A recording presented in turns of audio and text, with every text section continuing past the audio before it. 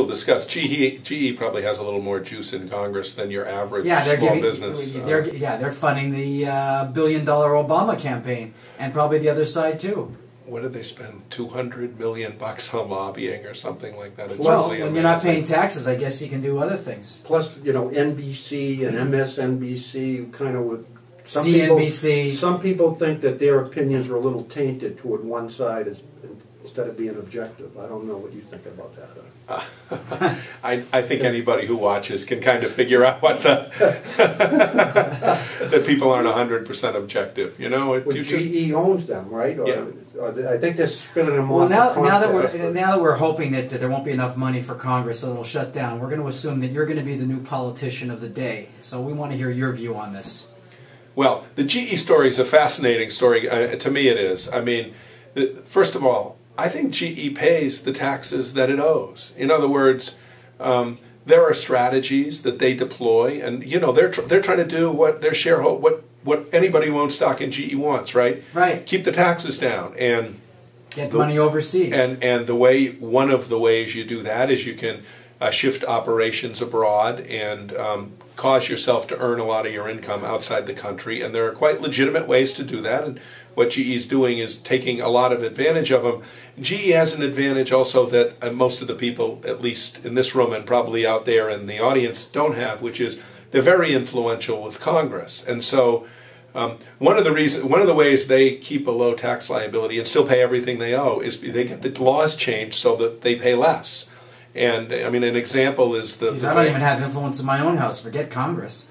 Well, I mean, for example, GE. Maybe GE makes a lot, jet engines and stuff like that, and they turbines, and that's right, and they lease out that stuff because they have a finance arm, and they make maybe half their money, something like that, from leasing. And so now there's a law that says if they're leasing it overseas to foreigners, they can, they don't have to pay U.S. tax on that money until they bring it back to the United States, and they have larger operations abroad. There's no incentive to bring it back. It's one of the reasons we hear from time to time about these tax holidays where Congress will say you only have to pay a little tax. I mean, there are a trillion, probably more dollars offshore right now. There is some logic in the origination of that whole structure because, the world was becoming flat. I like what Friedman says, that there was a world economy and we wanted our biggest corporations to be, infiltrating the world and building market share around the planet.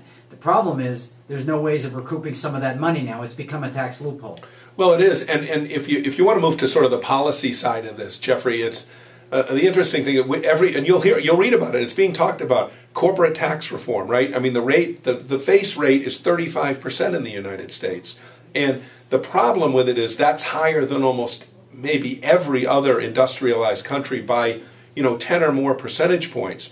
But then what sort of makes it worse is if you're General Electric, you're paying 7% because of all the things you can do and the special provisions you can get into the law and the strategy you can deploy. But if you're other sorts of businesses, you're stuck with the high rate, and that causes people to not want to do it here. But it sounds like the tax policy is almost encouraging to send jobs offshore.